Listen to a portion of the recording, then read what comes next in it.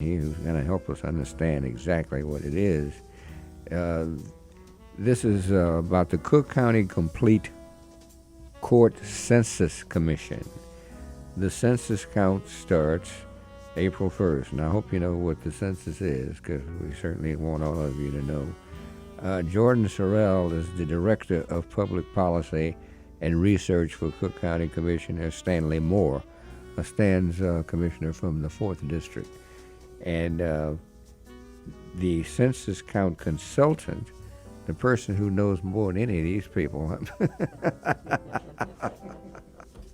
is none other than my good friend. She's just wonderful, Deborah Crable. Deborah, how are you? I'm doing extraordinarily well. I can see that. Now that I am in your presence, in your studio, engaged in conversation about a very, very important issue. This is a great issue, and I'm so happy that you are hooked up with this, because it's really important. And we have our good friend Doc. Tell us what you're doing here. I'm here. I'm listening in. I'm Yep. listening I about the love census and the importance of the census. I'm happy to find out about it. I'm excited about it. As a veteran, I mean, the key thing about the census, and of course the census count happens every decade, every 10 years. The federal government will count every single person that is residing in the United States. Why do we want to do that? Well, we want to know how many people are here so that we can know how we need to divvy up the money, the federal money from your taxes that you pay every year, and how they will be distributed to each state, each county, each city, each jurisdiction throughout the area. The group that I am with, we are charged through the Cook County Complete Count Census Commission is to identify those hard to count communities. And these are the people that traditionally do not show up on the radar in high numbers for completing the survey. Most of those communities include African American, Latinx, LGBTQ. We have homeless populations, college students, and veterans. So that's why this conversation becomes very important, Cliff, to your listeners today, because we want them to know that they too need to be in the count. I have a gentleman that is joining us from the Cook County Complete Count Census Commission, representing the president of the commission, Commissioner Stanley Moore, and that's Jordan Sorrell, who is Director of Public Policy and Research. And we welcome you to the conversation, Jordan. Yes. Thank you, Deborah. Good evening, and good evening to you as well, Cliff. Thank you. I'm glad to be on this evening. Yeah, we're pleased to have you. Thank you so much. This is really important, as she's mentioning, since you're the Director of Public Policy and Research for Cook County Commissioner Stanley Moore, because if folks aren't counted, we don't get the money. As simple as that. And the thing that I'm really concerned about, to all of us, and Doc, you're in this too, this isn't anything secret. I was in a meeting not too long ago with the wonderful lady who represents the 2nd District, and somebody said, it wasn't about what we're talking about now, but somebody mentioned during the meeting that I said in another meeting that had nothing to do with the census, that we will probably lose a congressperson. Her response says, we might even lose 2. Yep. Yeah. Yep. So, yeah, this is, you know what I'm talking about, of course. Oh, absolutely. Yeah. But this is bad news. Yes, it is. So that's why I'm so glad that there's people like you and others that are, this is extremely important, because we'll suffer more than anybody. Exactly. Yeah. So what I want to underscore what you're sharing is that one of the other things, one of the benefits, the outcomes of this count is determining how those political districts are drawn. And you've been in politics all your life, and political gerrymandering that has determined the outcome of elections happens right. all the time. Right. And it's always based on the number of people that are in a certain geographic area. So this is why it becomes so important for everyone to take on the responsibility of completing that census survey. It'll be coming to you in the mail this month. This month, by mid-March, you should have that form in the mail. Because we're high-tech, you might be able to get that same survey via email. What we need you to do when you receive that communication is to complete it, send it back via snail mail, or go online and complete it, which is real quick, fast, and convenient. Some people will say, oh, not the internet. If you have a cell phone, and I'm sure you use it to search the favorite movie that you want to go and see, or your favorite restaurant that you want to go to, it's the same process. It's just that simple. We also have people that are on standby, our census champions and ambassadors that will be available to assist you one-on-one. You can do it on your phone even. You can call in and say, look, I need help completing this survey, and someone will be available to walk you through. Same thing online. We will be having centers that will be set up where we'll be offering you information where you can go, and those people will be able to assist you on site.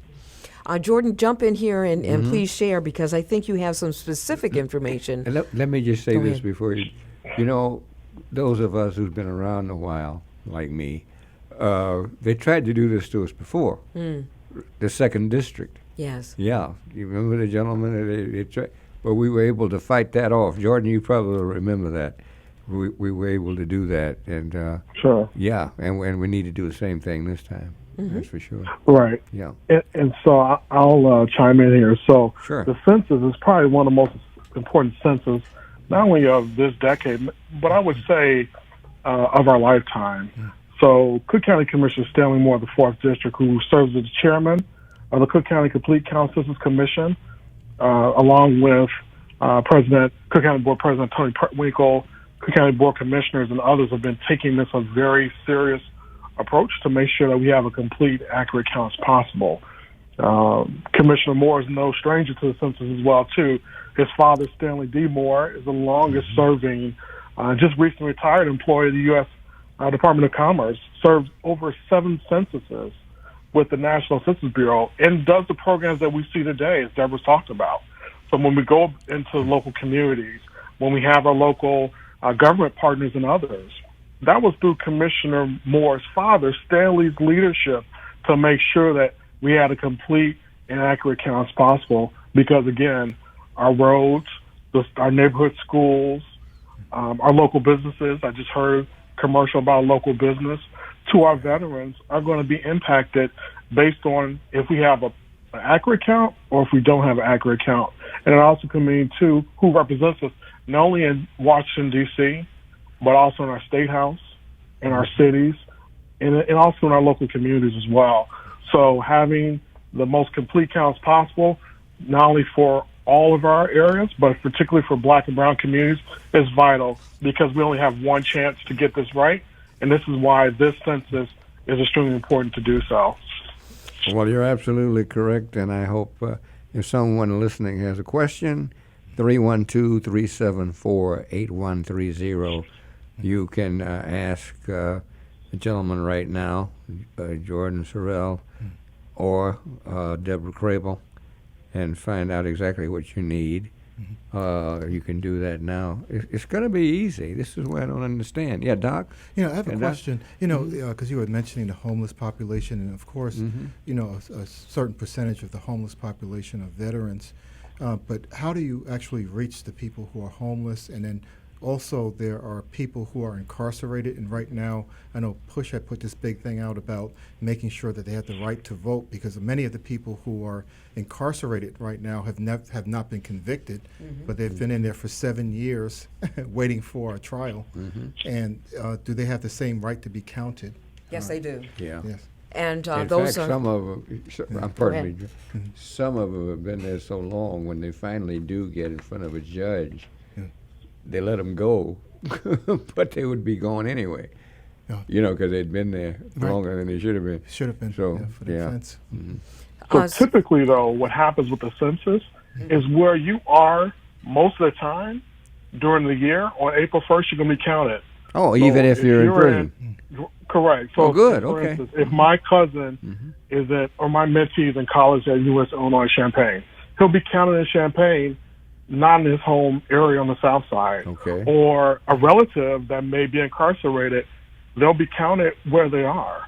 And so the census has information where they have it through the Secretary of State and others, where they have that type of information and data. But for our homeless population, they call it a one-day enumeration. They're going to go out to the Pacific Garden missions, go out to the tent cities, go out to other places where homeless are, and they're going to do an active count of those people as well. Now that I'm glad to hear that, but what do they put down as an address? That's a good question. Yeah, that's the problem. I know with those that are incarcerated, correct? So, like, if we're talking about Joliet or we're talking about our Cook County detention center, they'll be counted at that location. I would have to actually get back to find out more where they would be counted. For instance, if they were Tent City off of Roosevelt Road. Yeah, or what at the Pacific Garden district? Mission. Yeah, exactly. Yeah, yeah, I don't want to do that. Right. Mm-hmm. So you were asking the question too about how do we reach them, and there are service organizations that will be going through, and a lot of media outlets are also supporting us. We have issued grants to well over 75 organizations, not-for-profit organizations, that have direct reach into these hard-to-reach communities. So we are activating and accessing these populations through those organizations and through that network. So to that end, we're hoping to really get a really broad spectrum and have an accurate count. Let's underscore accurate. So the invitation that I would like to extend to all of your listeners today, Cliff, is to take on that census challenge. So on April 1st, we are challenge everyone to complete that form. We want to be the first ones to say that we've got the most people in that have completed this survey, so that we can get the dollars in to fund the programs that are needed to provide housing, the medical programs, schools, roads, transportation, that we might be able to create better circumstances for those individuals who are living in a condition of homelessness. So, and even specifically, Jordan, you had information about the veterans and the impact that the census can have and the numbers that we actually have, which I found to be pretty extraordinary. Good. Sure. So one of the interesting facts that I found out is that according to census data right now, we have about over 595,000 veterans in Illinois. And in Cook County alone, we have about 164,000 veterans. So let's step back for a second. For every person that's not counted in the state of Illinois, we lose about $1,400 per person over 10 years. So take that number and multiply that over 595,000 veterans. That's a significant portion of resources that veterans are getting. So the veteran benefits, mental health services, the veterans may want to go back and either be small business owners or just go back and get a quality job.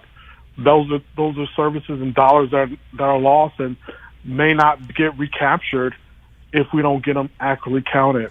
But the one thing I do want to clarify, though, is that April 1st is Census Day, but we don't have to wait until April 1st. It's starting in the middle of March, and it's going to actually be in this next week. Every household receives an invitation to go on and complete online. So, you know, as they say, the early bird gets the worm. We can start when we get the form, when we get the invitation to complete it online, but also on that April 1st, as I support that point, we make a concerted effort, not only our veterans, but our friends that are in social services, are homeless, are incarcerated, are college students. We get them really motivated and engaged to do so. Because, again, as I said earlier, we only have one chance to shape our future for the next 10 years. And it starts now and starts today. Now, we want to make sure, too, Jordan, that April 1st, and that's a very important date, but if you don't do it then, you can do it later? That's correct. Yes, So, I want everybody to know that. Just So- if they miss it, Sorry. they can do it later. they can. So what the Census Bureau does is when they send out the initial invite and you don't respond, they're going to send additional invitations. Good. Once you get to about 3 invitations, you don't respond, they're going to send a physical hard copy. And then in early May, they'll start to send out what they call census takers. So they'll come to my apartment building or my mother's house and ask, well, I see you haven't done the census. We want to make sure that you're counted. And so there's going to be multiple opportunities between the middle of March through the end of July for every individual to complete the census. You know, That's what I want everybody. Yeah, Doc, go right ahead. there's one other, Sure. thing I was thinking about. We were talking about the homelessness, but one of the statistics that's out there is that there are about 17,000 homeless children attending the Chicago public school system. And then also, I was thinking also about the skilled nursing facilities, nursing homes, those kinds of things, and whether there is a effort to go into those arenas and count people. Absolutely, absolutely there is. Good. I'm glad you mentioned the children, because oftentimes people Yeah. don't think they should be included. We need every child under your roof to be counted. See, I'm glad that came up. Age doesn't matter. No, age does not matter. As a long matter as of you're fact, breathing. exactly. Yeah. Yep. And so that's where we wind up leaving money on the table Exactly. by not counting those children, not counting those in-laws, Yeah. those senior citizens, the mothers and the fathers that are living under your roof that you were taking care But of. I'm just so happy that Dr. Arnold mentioned that because children, as you all know, sometimes are not even thought of. Exactly. ever. Yeah. Yeah. Right. So we're going through That's the great. daycare centers and the child service organizations, DCFS, all the organizations that touch, have an impact on families, mothers, and children. Even the places where battered women might have to go. Right. So we're going everywhere that you would not think of traditionally going, so that we can make sure that every single individual is in that complete count. Everywhere from the schools to the jails. Yep, schools to the jails, we're there, and wherever you are, know that it is okay. That's right. Yeah, Exactly. yeah. Exactly. That's really an interesting point because I've been going around to several different hospitals and talking to the OB providers, and one particular hospital I went to, they said that 80% of the women who give birth show up in the emergency department with no prenatal care, and over half of them are involved with homelessness. And so when that baby is born, I'm not sure if they're counting them as well. Good Because point. that's another life. Yeah, that yeah, we have. Good point. Yeah. Exactly. So it is where What about that? Yeah. that person Jordan? is being is where they are at the particular time, right? So if they are at where they're getting their services and or where they're living, that's where they're going to be counted. And I want to go back real quick, Cliff, because you asked me an important point earlier around where do we count our homeless people? So we count them at the address of the shelter that they most frequent for services. Okay. So if that's at Matthew's house, if it's at Catholic Charities, where Okay. they are, that's where they're going to be That's where they're counted. going to be counted. Okay. Correct. So when Dr. Arnold mentioned that children born had no prenatal service or whatever, Jordan, would they be counted? They should be, obviously. But is there any way anybody can take care of that?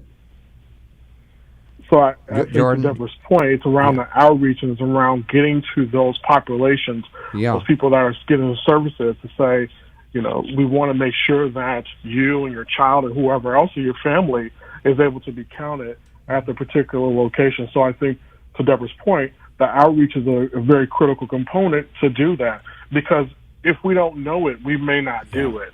And so that's why this outreach effort is very extensive with Cook County in partnership with our colleagues in the city of Chicago. I want to give credit to Mayor Lori Lightfoot for a $2.75 million investment, and also to our Governor, J.B. Pritzker, who's put $29 million for a statewide effort as well, too, because we know that it's a collective effort to make sure that all residents are counted, from the prenatal to the veteran to the child that may be homeless, Chicago Public School, to the person in the senior center. And we Sounds will be good. doing a full court press with information about this during Census Week, which starts April the 30th. So we want everyone to come Census inside. week is what now? Goes from April 30th, and so it overlaps and goes into April 1, the official launch of the census count. Now, wait a minute. What's the? Tell me again. So March the 30th, Oh, which is March a Monday. the 30th. I Mhm. thought you were saying. Okay, Right. gotcha. So Not it's April the 30th, census March the 30th, yeah. information Okay. week. Yeah. Okay, and that will carry all the way through for 1 week, where we're going to do a full court press of getting information out about the accurate count, the accurate census count. So inside of these conversations, we're hoping to demystify and take the fear out of completing the census. We recognize that there are a lot of communities, specifically immigrant communities, that might have trepidation to say, what, the federal government wants to ask me questions about where I am and where I live? And the head of the federal government's telling me I'm going to kick you out. You're right, exactly. So we understand that, but what we want you to know is that completing the census form is completely confidential. Completely confidential. Glad you mentioned that. Yes. That's extremely important. Absolutely. So just hope- don't step out of the count Yeah. on that fear. Yeah. Be in the count so that you You're can gonna get the money benefit and the by it. resources. That's right. You'll benefit by it. Exactly. I just hope that the leaders of those communities, Deborah, the politicians, we've been through this Yes. together before, are there telling the people exactly what you're saying right now. Mm-hmm. Because they would be, well, I wouldn't blame them, for being fearful when folks are talking about these non-citizens and so forth, Exactly. Yeah. So I know. Yeah. I'm sorry, Jordan? So I know from the work that Cook County Commissioner Stanley Moore has been doing, his colleagues from the Illinois Black Caucus, so Leader Kimberly A. Lyford, Alderman Jason Irvin, who's leading the Chicago Black Caucus, and also other coalitions as well too, have been very active. So in community forums, on Facebook, in any area and way that they touch the residents that they serve, have been talking about the census, just not now, but for the last over a year and a half or so. And I know they're going to be talking about it through July because of just the immense importance of, the census is important to them because it helps them represent, advocate for the resources, the programs, and the people that they serve. So it's been very encouraging to not only see that through our collaboration with elected officials, but also our community partners, so our labor partners, our interfaith groups, our schools, et cetera. So it's been I'll say like an all hands on deck approach, and it's been very encouraging from where I sit to see that occurring day to day. Yeah, Dr. Arnold has a comment. One quick question. I'm really learning a lot here. I'm so glad I'm here. I'm glad you With decided to join us. Yes. And, one question was, for people who have a visa or a green card, what is their status as far as the census is concerned? So people who have been here, on visas and that kind of thing, are they counted as well, or is that a different? And you got to give us a quick answer, Jordan. Yeah. So simply put, any individual that lives in the United States is counted. Okay. Okay. So if you have somebody in your household on a visa or green card, they're still counted as well too.